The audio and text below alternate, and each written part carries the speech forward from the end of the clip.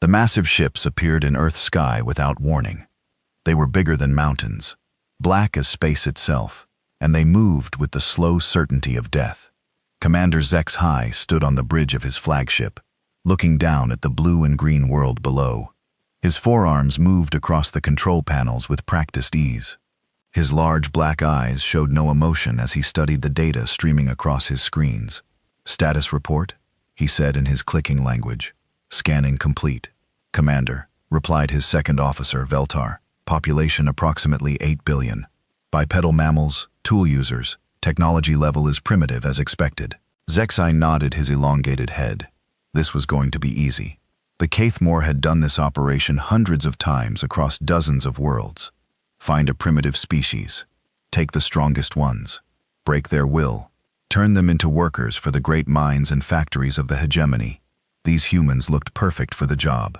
The scans showed they were spread across one small world, fighting each other with crude weapons.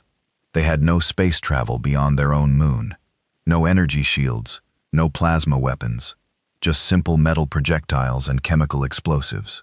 "Begin Phase 1, HFY commanded. Across the fleet of 50 harvester ships, the same orders echoed.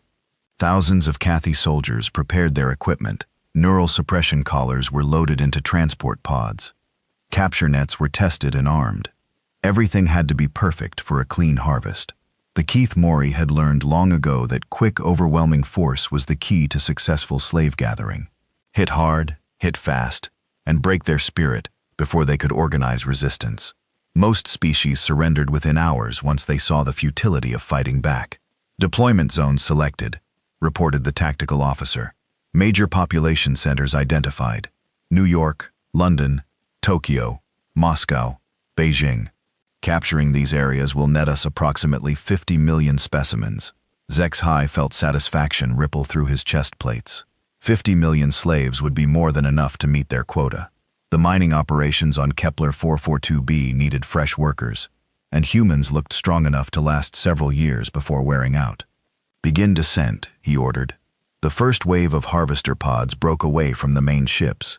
Each pod was the size of a city block, designed to land in populated areas and deploy capture fields that would paralyze any resistance.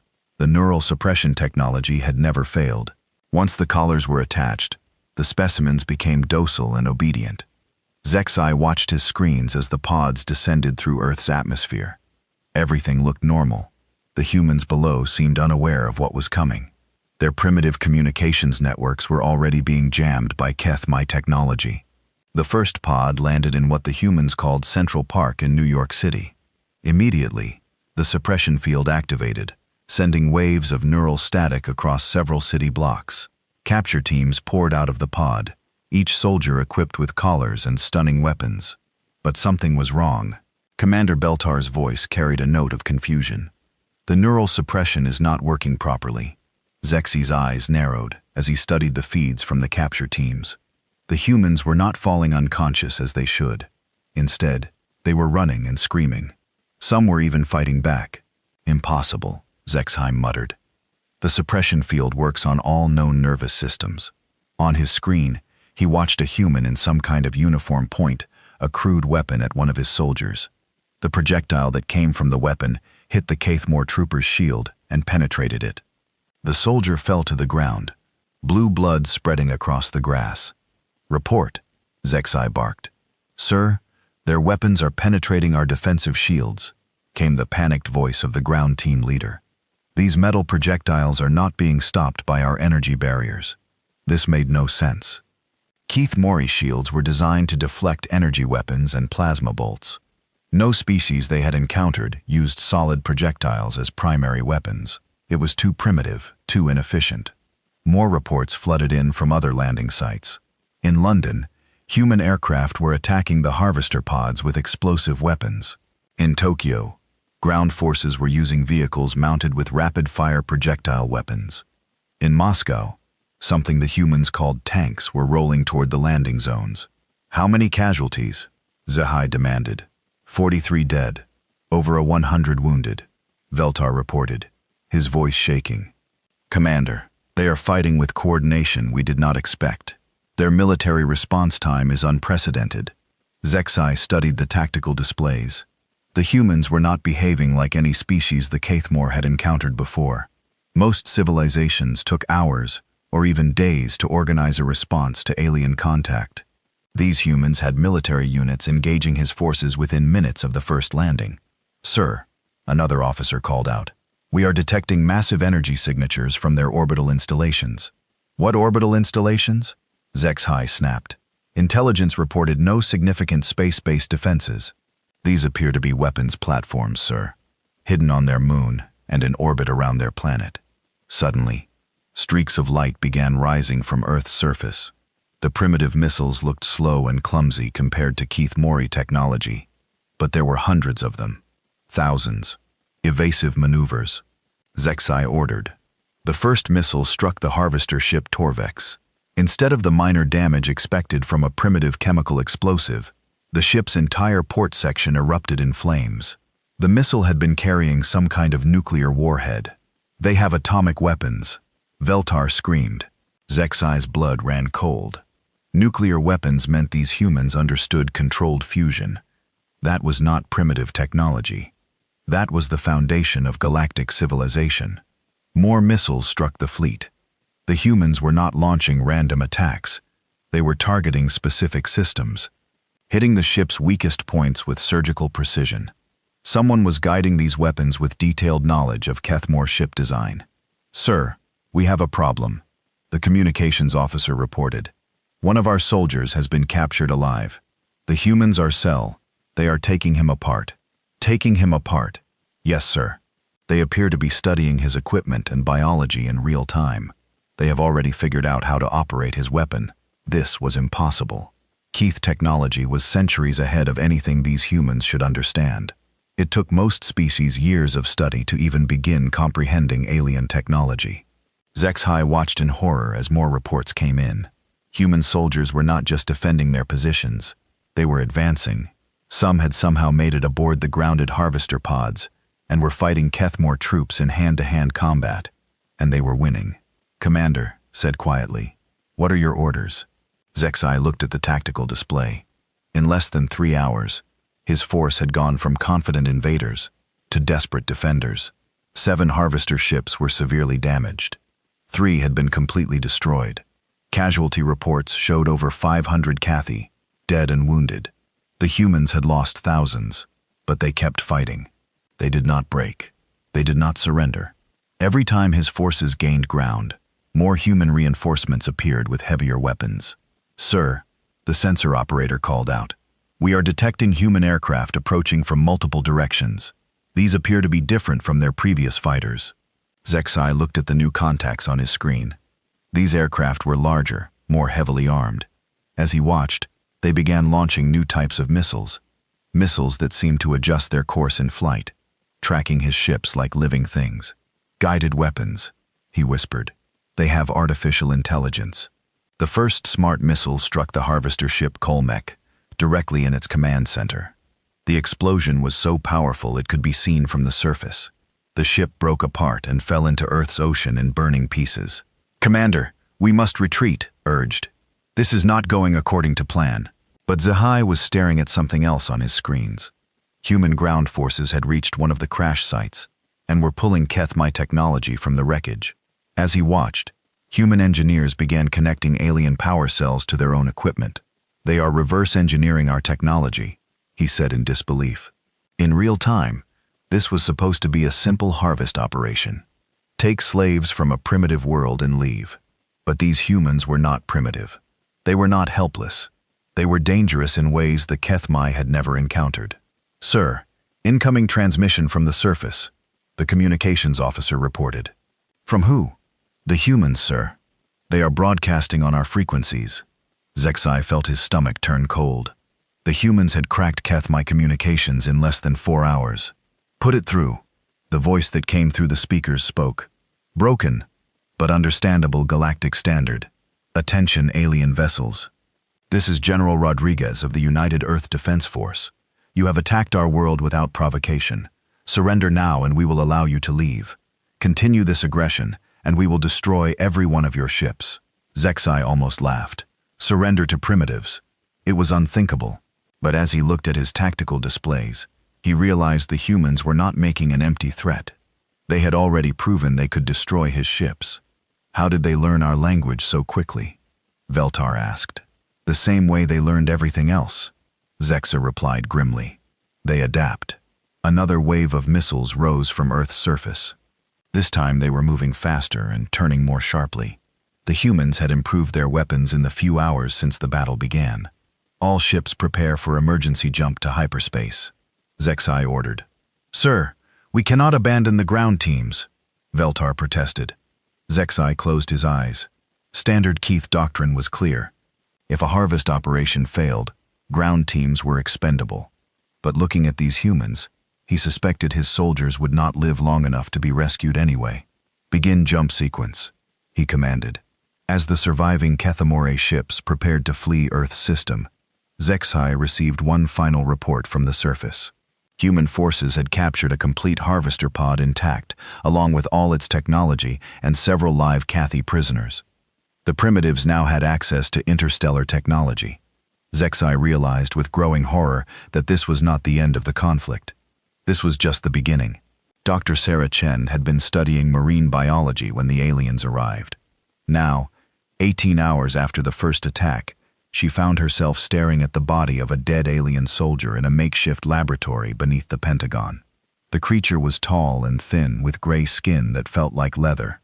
4 arms ending in hands, with 3 fingers each. Large black eyes that took up most of its face.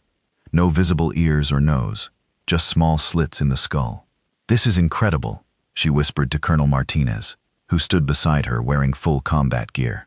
Look at the bone structure, the muscle density. They are built for low-gravity environments. Can you tell us how to kill them more efficiently? Martinez asked bluntly. Sarah looked up from her examination. Colonel, this is the first proof of alien life in human history. Should we not be trying to communicate with them? Martinez pointed toward the ceiling, where they could still hear the distant sound of explosions. Doctor, they came here to take us as slaves. Communication failed when they started shooting. Sarah nodded reluctantly and returned to her work. The aliens' equipment was scattered across several tables.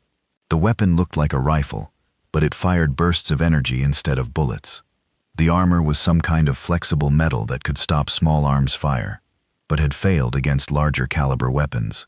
Most interesting was the collar-like device that had been attached to the alien's neck. This is some kind of neural interface, Sarah explained, running her hands over the strange metal band. See these contact points? They would press against the spine and brainstem.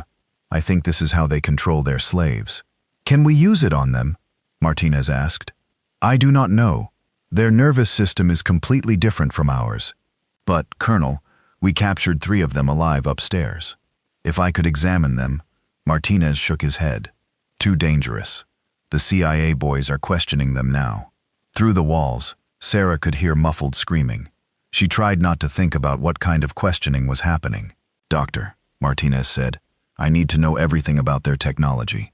Our boys are fighting them with World War II tactics, and it is barely working. We need an edge. Sarah nodded and picked up the alien weapon. It was lighter than it looked, perfectly balanced in her hands. The trigger mechanism was designed for 3-fingered hands, but she could make it work. The power cell is here, she said, pointing to a glowing cylinder in the weapon stock, some kind of miniature fusion battery. This single cell probably contains more energy than a car engine produces in a year. Can we copy it? Copy it, Colonel. This technology is decades ahead of anything we have, maybe centuries. It would take our best scientists years just to understand how it works. But even as she said it, Sarah was already forming ideas. The power cell connected to the weapon through a simple interface. If they could not copy the technology, maybe they could steal it. Above them, the building shook as another explosion echoed through the city. The aliens had retreated to orbit, but they were still launching attacks. Smaller ships were hitting targets around the world, trying to rescue their stranded soldiers. Doctor, a new voice called from the doorway. Sarah turned to see a young lieutenant covered in dust and blood. General Rodriguez wants to see you immediately. They made their way through corridors filled with running soldiers and emergency lights. The Pentagon had become a war zone command center. Overnight, every room was filled with people shouting orders, studying maps, and coordinating the global defense effort. General Rodriguez stood in front of a massive wall display showing the tactical situation around the world. Red dots marked alien positions. Blue dots showed human forces. The picture was not encouraging. "Dr. Chen," Rodriguez said without turning around, "what can you tell me about their technology? Their weapons use directed energy. Their armor is advanced but not invulnerable. Their ships seem to have some kind of energy shielding that stops our missiles but not our bullets." Why bullets and not missiles? Sarah thought about that. "I think their shields are designed to stop energy weapons and high-velocity projectiles. Our missiles travel fast and carry electronic guidance systems. Their shields can detect and deflect them, but bullets are just chunks of metal moving relatively slowly. The shields do not see them as threats." Rodriguez finally turned to face her. His uniform was torn and his face was covered in cuts. "We shot down 2 of their small ships over Nevada.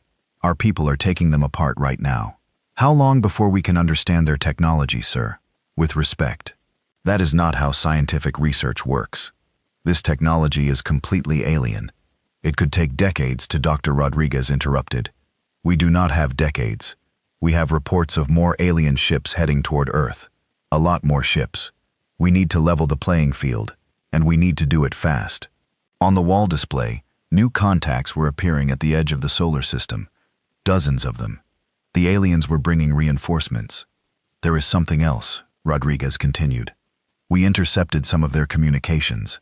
Our computer specialists are working on translation, but we think we understand the basic message." He pressed a button and alien voices filled the room. The sounds were like clicking and chirping, completely unlike any human language. "What are they saying?" Sarah asked. "Near as we can tell, they are calling for help. Not military help. They are asking for slave-handling specialists and psychologists. They think we are too aggressive to be useful as workers." Sarah felt a chill run down her spine. "They want to break us, turn us into docile servants. That is what they do, Doctor. We found records in their ships. They have enslaved dozens of species across the galaxy. Entire civilizations reduced to cattle." The wall display flickered and changed to show images captured from alien computers. Pictures of other worlds, other species, all of them wearing the same collar devices Sarah had examined downstairs. Some looked like giant insects. Others were reptilian. A few were almost human-like, but with fur or scales. All had the same empty, defeated expression in their eyes. "My God," Sarah whispered. "How many?" "Billions," Rodriguez replied. "Maybe trillions. This Kithori hegemony has been doing this for thousands of years. Earth is just the latest target. But why us? Why now? Because we are strong, we are intelligent, and apparently, we make good workers." Rodriguez's voice was bitter. "They have been watching us for decades, waiting for the right time to harvest us." Sarah looked at the images of enslaved aliens and felt anger building in her chest. These creatures had treated entire civilizations like livestock. They had turned thinking beings into property. "Sir," she said slowly, "what if we could reverse their technology? Instead of them controlling us, what if we could control them?" Rodriguez raised an eyebrow. "Explain the neural collars. They are designed to suppress free will and create obedience. But the basic technology is just electronic control of nervous systems. If we could modify the frequency, adjust the output, you could turn their own weapons against them. It is just a theory, sir. I would need time to study the devices, and we would need test subjects." Rodriguez smiled grimly. "Doctor, we have 3 live aliens upstairs, and more coming every hour as our forces capture their soldiers. You will have all the test subjects you need. Sir, that would be experimenting on sentient beings. The ethical implications," Dr. Rodriguez said quietly. "They came here to make us slaves. They have enslaved countless other species. Ethics went out the window when they fired the first shot." Sarah nodded reluctantly. She thought about the images of defeated aliens wearing slave collars, about the billions of beings who had lost their freedom to the Caithmore, about Earth's children who would grow up as property if the aliens succeeded. "I will need a full laboratory, computer access, and a team of specialists. You will have whatever you need. Doctor, how long before you can give us something useful?" Sarah looked at the wall display showing incoming alien reinforcements. "Give me 72 hours. You have 24, sir." That is not nearly enough time to Winteresha. Another explosion shook the building. Dust fell from the ceiling as emergency alarms began wailing.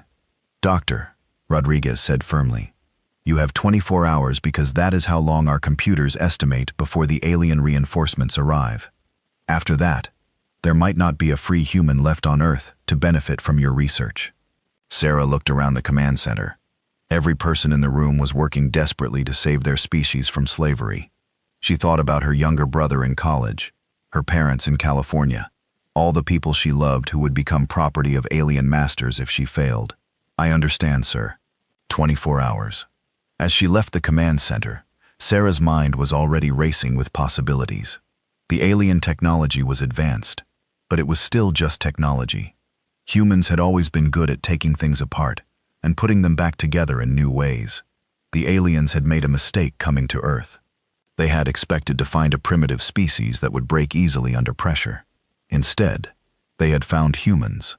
And humans, Sarah reflected grimly, had spent their entire evolutionary history learning how to turn the tools of their enemies against them. Time to teach the galaxy what that meant. Captain Maria Santos had never expected to be fighting aliens in space. 3 days ago, she had been commanding a nuclear submarine in the Pacific Ocean. Now she was leading a boarding party through the corridors of an alien spacecraft, using weapons that had been science fiction just hours before. The ship's artificial gravity felt strange under her feet. Too light, like walking on the moon. The walls curved in ways that hurt her eyes to look at, and the air smelled like copper and ozone. "Contact ahead," whispered Sergeant Murphy through her headset. 2 hostiles moving towards Section 7. Maria raised her hand to signal the team to stop. They were carrying a mix of human and alien weapons. Now, the energy rifles they had taken from dead Kathy soldiers were powerful, but they had limited ammunition. The modified neural collars that Dr. Chen's team had developed were their secret weapon. "Remember the plan," Maria said quietly. "We take them alive if possible, dead if necessary, but we need their command codes." Her team nodded. They had been volunteers from the most elite Special Forces units on Earth.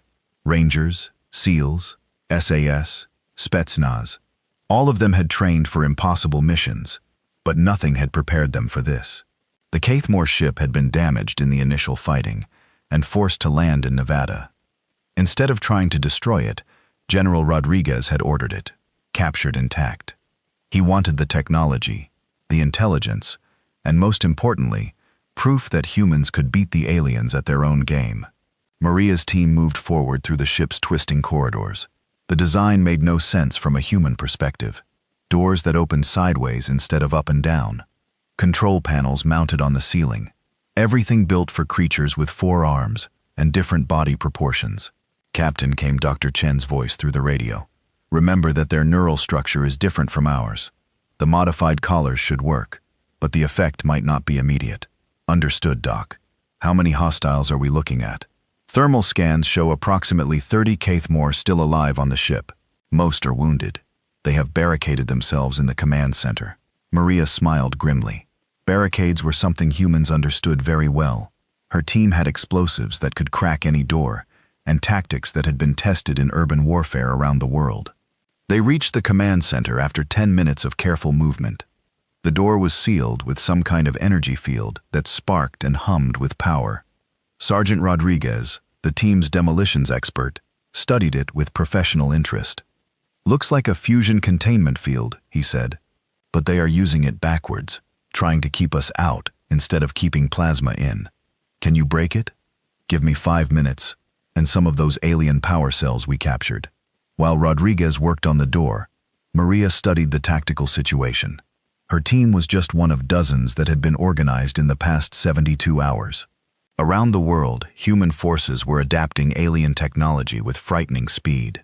The B-Russians had figured out how to mount alien energy weapons on their tanks. The Chinese were mass-producing modified neural collars based on Dr. Chen's designs. The Americans had cracked the aliens' computer systems and were reading their communications in real time. Most impressive was what the Europeans had done. A joint team of scientists from CERN had taken apart an alien fusion reactor and rebuilt it to power their particle accelerator. They were using the Large Hadron Collider to create new types of ammunition that could penetrate any known alien armor. "Door is ready," Rodriguez announced. "Remember," Maria told her team, "these things are dangerous when cornered. They might have weapons we have not seen yet." The energy field collapsed with a sound like breaking glass. Maria's team moved through the doorway with practiced efficiency, covering all angles and securing the room in seconds. The Caithmore Command Center was larger than expected, filled with displays and control panels that glowed with alien symbols. 28. Kathy were inside, most of them wounded, and all of them clearly terrified.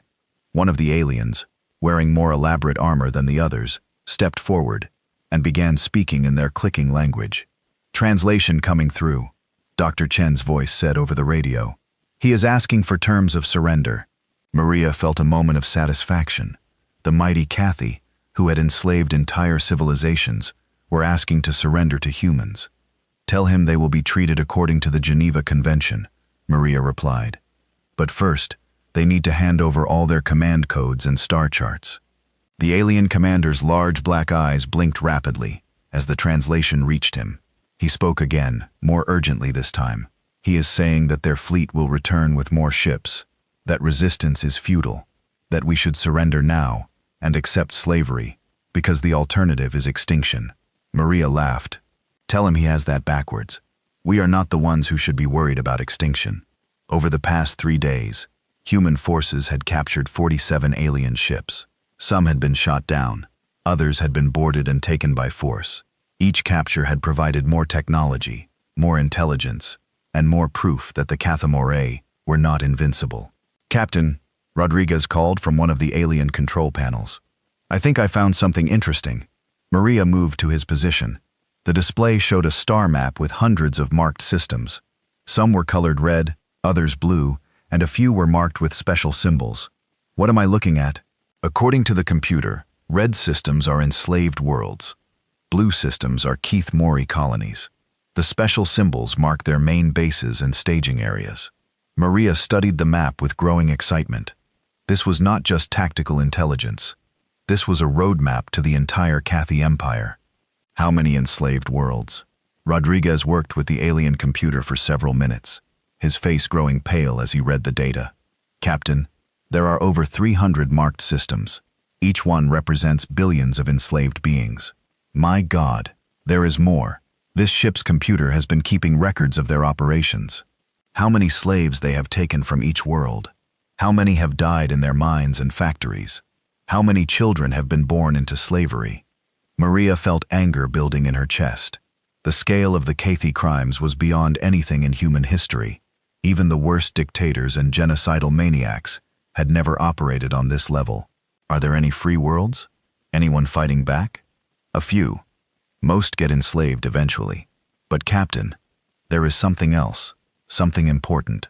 Rodriguez brought up a new display showing recent communications from the Caithmore fleet. They are calling for help, not just military reinforcements. They are asking for specialists in dealing with aggressive species and psychological warfare experts. They think we are too dangerous to be normal slaves. Yes, but that is not the important part. Look at this. The display changed to show a list of ship movements and resource allocations.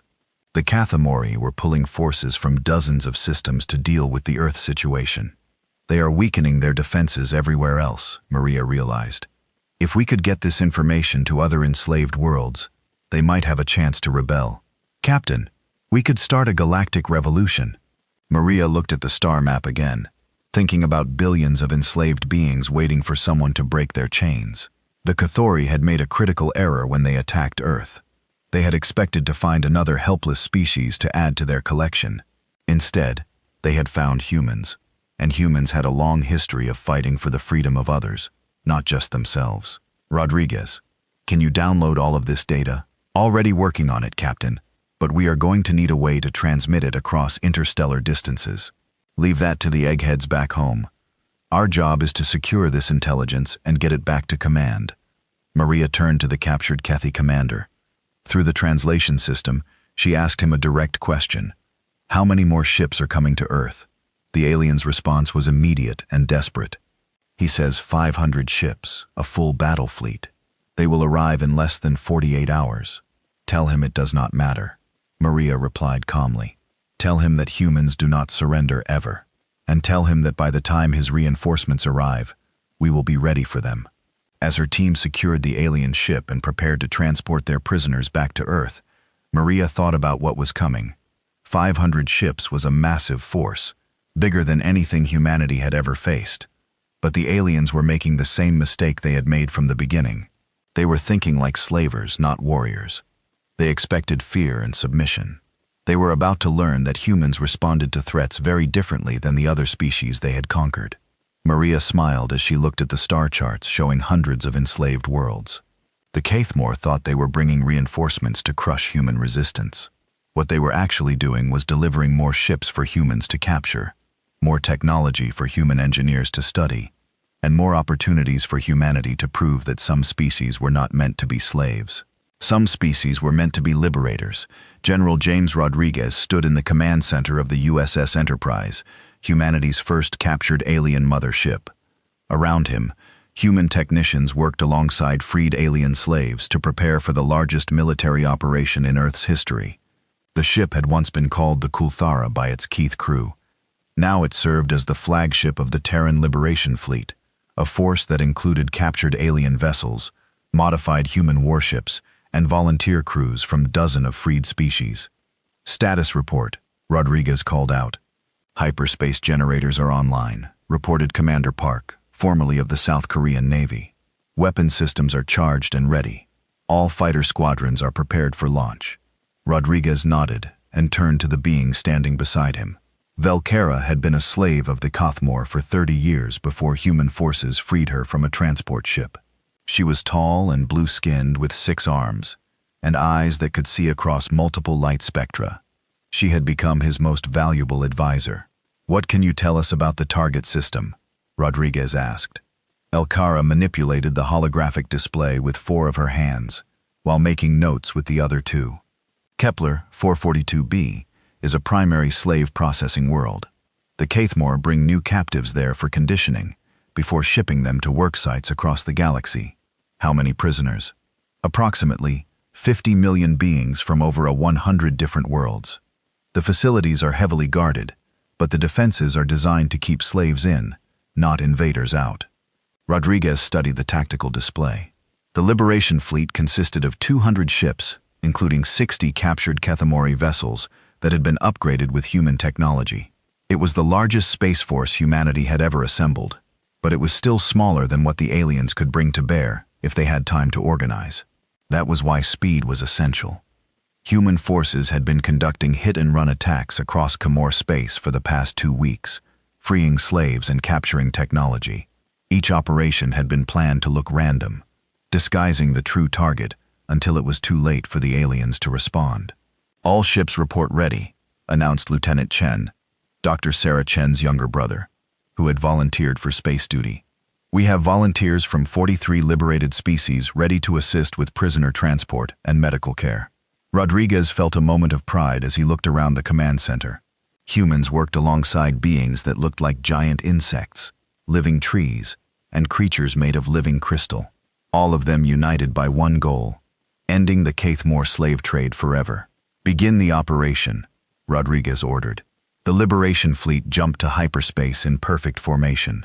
The sensation was like being turned inside out while falling through a tunnel of stars. Rodriguez had never gotten used to it, but the alien crew members seemed to find it routine.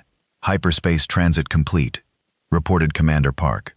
We are at the edge of the Kepler 442 system. Scanner readings. Orbital defenses around the slave processing planet. Approximately 40 Cathy ships on patrol. Station facilities on ore. The surface that match our intelligence reports. Rodriguez smiled grimly. The Caithmore had never faced an attack on one of their core worlds. Their defenses were designed to intimidate slaves and deter pirates, not to fight a real military force. Begin Phase 1. All stealth ships moved to attack positions. The human-designed stealth ships were barely visible even to advanced sensors. They had been built using a combination of human radar-absorbing technology and alien cloaking devices. Each ship carried enough firepower to a KEI vessel before the enemy knew they were under attack. Stealth units in position, came the report. Phase 2 broadcast the liberation signal. Velcara activated a complex piece of equipment that had been built specifically for this mission. It transmitted a message in over 200 languages to every receiver in the system. Attention all enslaved beings. This is the Terran Liberation Fleet. We are here to free you. Stay calm and follow the instructions of liberation personnel. Your slavery is over. On the tactical display, Rodriguez watched as the message spread across the planet's surface. In slave compounds around the world, beings who had given up hope of freedom were hearing that help had finally arrived. Enemy ships are responding, reported the tactical officer. They are moving to intercept. All ships, attack formation Alpha. Let them come to us. The battle that followed was unlike anything the Kaithmormai had ever experienced. Human tactics focused on speed, surprise, and overwhelming firepower concentrated at critical points. Instead of the traditional alien approach of gradual escalation, human forces hit with everything they had from the beginning. Stealth ships appeared from nowhere to destroy Cathy patrol vessels before they could send warning signals. Modified human fighters swarmed the alien ships like angry wasps, too small and fast for the heavy weapons to target effectively. Most devastating were the new weapons that human engineers had developed. Kinetic kill vehicles that used alien fusion, technology to accelerate chunks of metal to near light speed, quantum torpedoes that could phase through shields and explode inside enemy ships, viral computer programs that could take control of alien systems and turn their own weapons against them. Enemy flagship is requesting terms for surrender, reported Lieutenant Chen. Tell them the terms are simple, Rodriguez replied. Release all slaves immediately. Provide access to all slave transportation records. Submit to arrest and trial for crimes against sentient beings. The response came back quickly. The Cathy commander refused to surrender and threatened to execute prisoners if the attack continued. Rodriguez felt his jaw tighten. This was the moment he had been preparing for.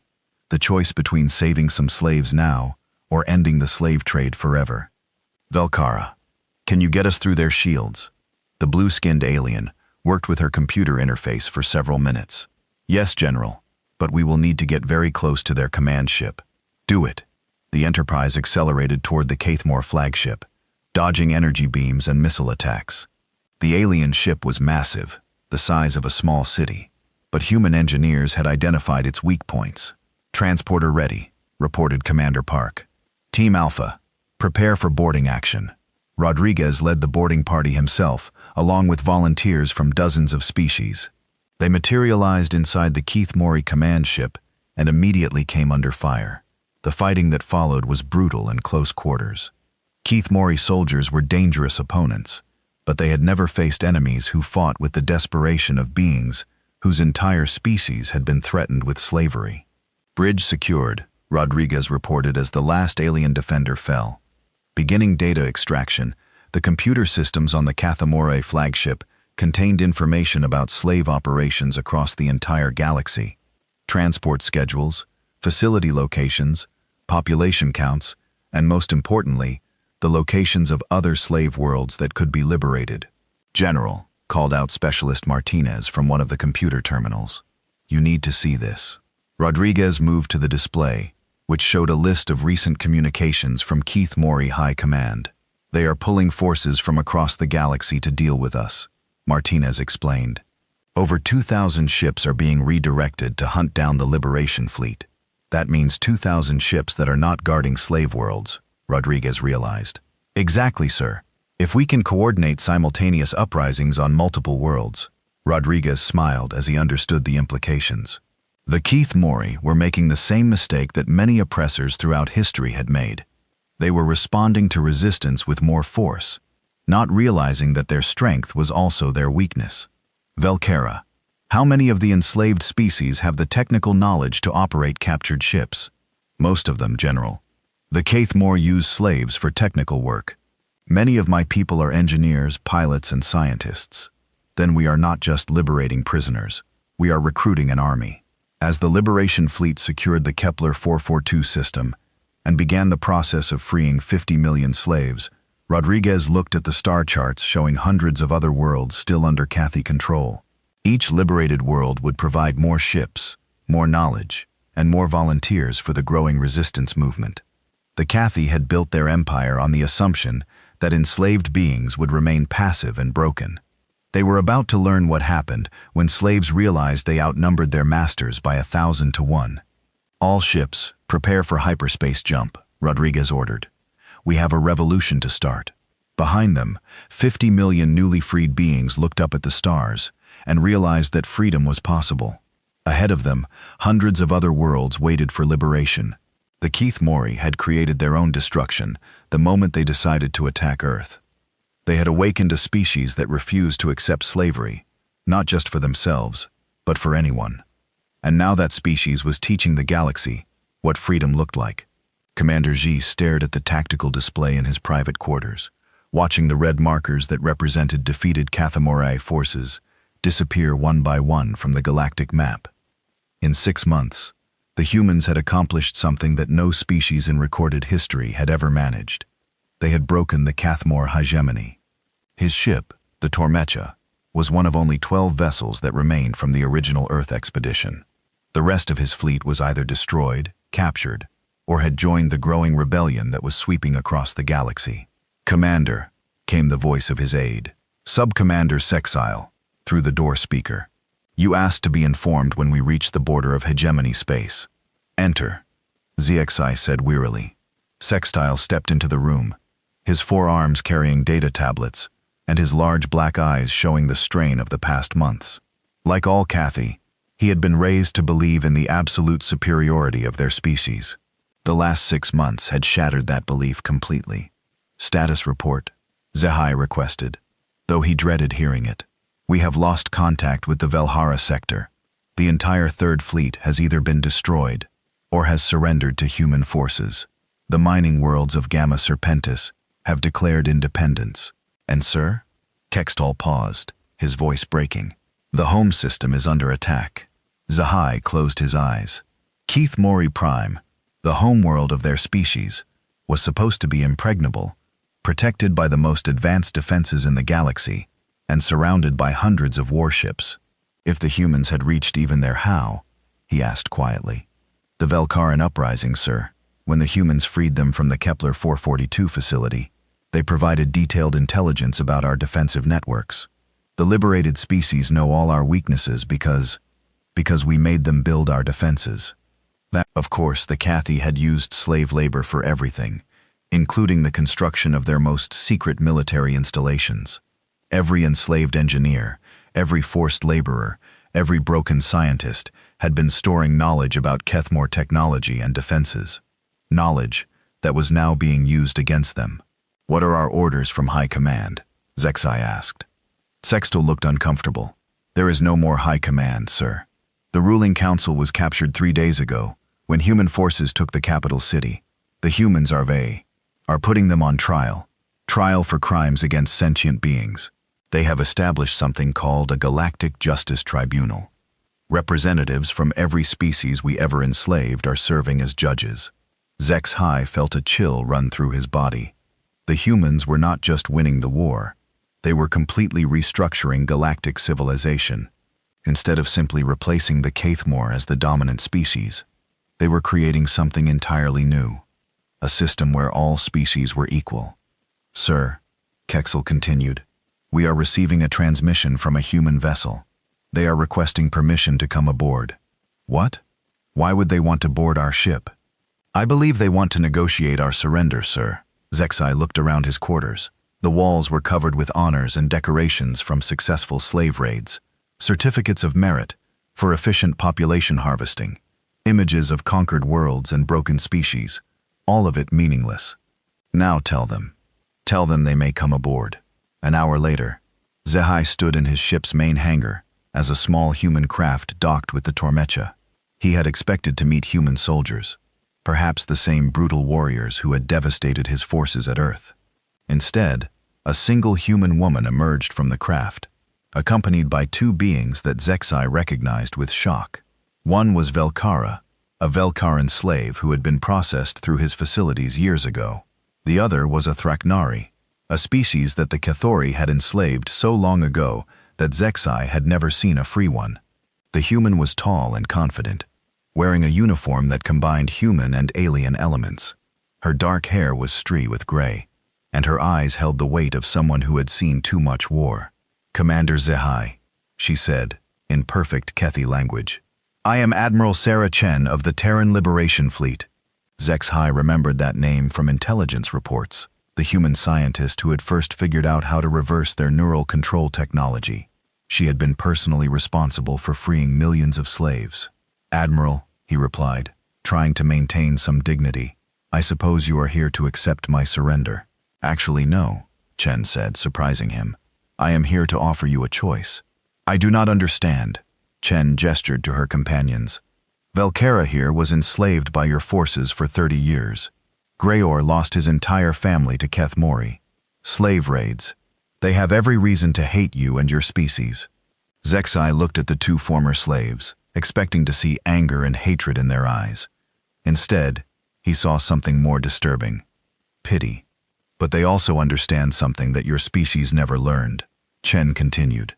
"That breaking the cycle of violence is more important than revenge. What are you proposing?" "Integration. Your species can join the new Galactic Confederation as equals. Help us rebuild what your empire destroyed. Use your knowledge of the galaxy to help locate remaining slave populations and free them." Zexai's mind reeled. "You would trust us after everything we have done." "Trust must be earned," Chen replied. "But everyone deserves a chance at redemption, even slavers. And if we refuse?" Chen's expression hardened. "Then you will be treated as war criminals, tried, convicted, and imprisoned for the rest of your lives. Your species will be quarantined to your homeworld until you learn to live peacefully with others." Zexai looked around his ship, thinking about his crew. Most of them were young Cathy who had been born into the slave empire.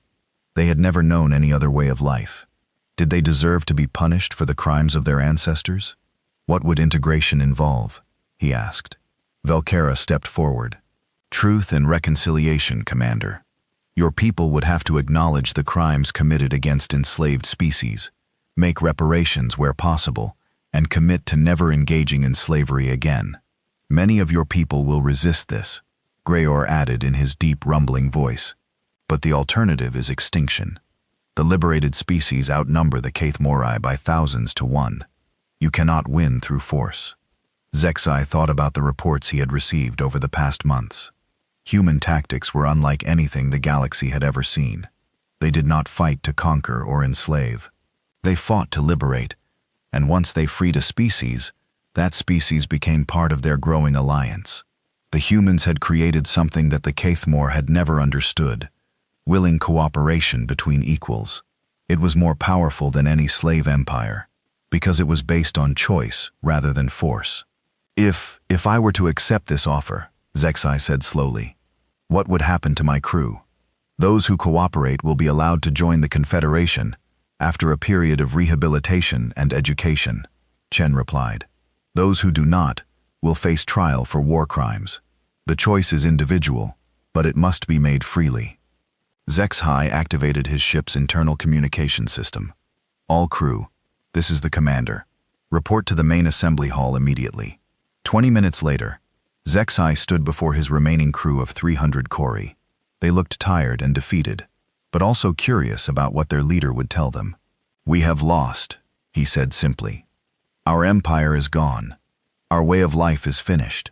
But we have been offered something unexpected, a chance to be part of something better." He explained the human offer, watching the expressions on his crew's faces. Some looked angry, others seemed relieved. A few appeared confused by the very concept of voluntary cooperation between species. "I am going to accept their offer," Zexai announced. "Not because I have no choice, but because I have finally learned something that should have been obvious from the beginning. Slavery is wrong. What we did to countless billions of beings was wrong, and if we have a chance to help undo that damage, we should take it." The vote was not unanimous. 57 crew members chose to face trial rather than accept human terms, but the majority, including many of the younger Kethi, voted to join the rehabilitation program. As Admiral Chen's ship prepared to escort the Tor Mecha to a Confederation processing facility, Zexai stood on his bridge one last time as a Keith Mori commander. "Admir," he called out over the communication link. "I have one question." "What is that, Commander?" Why? Why show mercy to a species that showed none to others? Chen's voice was thoughtful when she replied, because someone has to break the cycle, because revenge only creates more enemies, and because we learned something from our own history. The best way to defeat an enemy is to turn them into a friend. As the small convoy jumped to hyperspace, Zexai thought about the irony of the situation. The Cathamore had come to Earth seeking slaves, and had instead found teachers. Teachers who had shown the galaxy that there was a better way to live than through domination and fear. Behind them, across hundreds of worlds, billions of former slaves were building new societies based on freedom and cooperation. Ahead of them lay the possibility of redemption and a chance to help heal the wounds that the Cathmore Empire had inflicted on the galaxy. It would not be easy. Many species would never forgive the Cathmore for what they had done, but at least now there was hope for something better than endless cycles of oppression and revenge. The humans had kept their promise. They had come for slaves and found guardians. They had sought servants and become liberators. And in doing so, they had changed not just their own fate, but the destiny of every species in the galaxy. Some species, Zexai realized, were not meant to be caged. They were meant to break the cages of others. And once those cages were broken, they showed everyone what freedom truly meant.